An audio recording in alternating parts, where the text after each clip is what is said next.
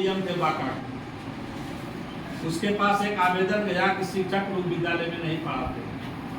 जब उन्होंने पूछा विद्यालय में शिक्षक लोग नहीं पढ़ाते हैं तो आप हमको बताइए कि कौन कौन ऐसे शिक्षक हैं जो नहीं पढ़ाते हैं। तो लिख करके नाम दिया गया।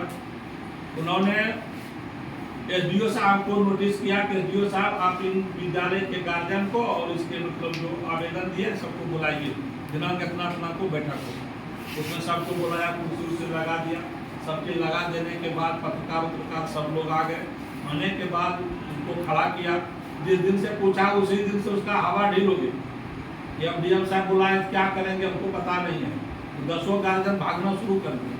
फिर भी जब नोटिस दे दिया, थाना प्रभारी को निर्देश दिया, उसको वहाँ पहुँचाया गया और बोला कि आप अपना आवेदन बोलिए क्या करना। शिक्षक लोग उपस्थित थे, हम लोग प्रभारी लोग भी उपस्थित थे।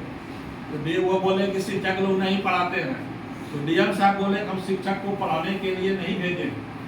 ऐसा बात बोलने के बाद सब लोग आश्चर्यचकित करने लगे कि डीएम साहब बोलते हैं शिक्षक को पढ़ाने के लिए नहीं भेजे, कहना है हम पढ़ाने के लिए नहीं भेजे। बात आपका आवेदन बिल्कुल सही है, शिक्षक को पढ़ाने के लिए नहीं भेजे हैं।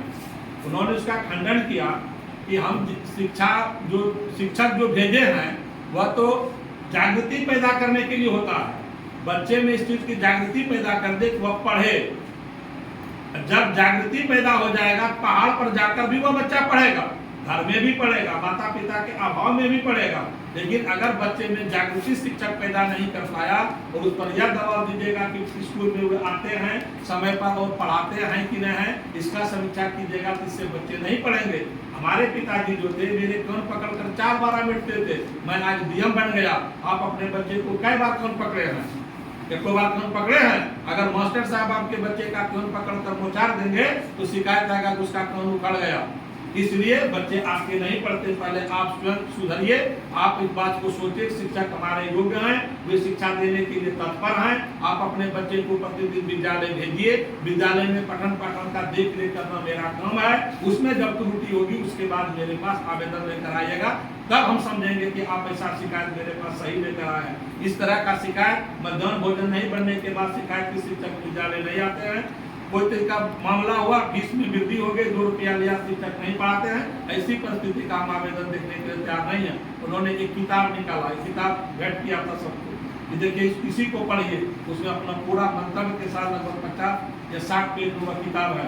उसमें पूरा लिखा था बच्चे को पढ़ने के लिए क्या करना चाहिए, अभिभावक को क्या करना चाहिए, आप अच्छा बनना के लिए चाहते हैं तो आपको कैसी सोच होनी चाहिए, आपके परिवार या परिवेश में किस तरह का सोच होनी चाहिए। अगर वह सोच नहीं है तो विद्यालय को खोल देने से, शिक्षक को स्कूल में पहुंचा देने के बावजूद और ऊपर से उस पर हथकंडा कसने के बाद वे नहीं पढ़ाएंगे, उनकी मानसिक क्षति हो जाएगी और मानसिक क्षति होने के बाद वह आपको शिक्षा ठीक से नहीं दे पाएंगे। इसलिए सबसे पहले इस बात को भरम हटा दीजिए कि शिक्षक नहीं पढ़ाते हैं। आपका आवेदन हम खारिज करते हैं और आशा व्यक्त करते हैं कि अपने माहौल को ठीक कीजिए, शिक्षक के प्रति उदार बनिए। शिक्षक के प्रति जब उदार बनिएगा, नतमस्तक रहेंगे बच्चे, शिक्षक जरूर शिक्षा दान करेंगे। कितना बढ़िया बात बताया।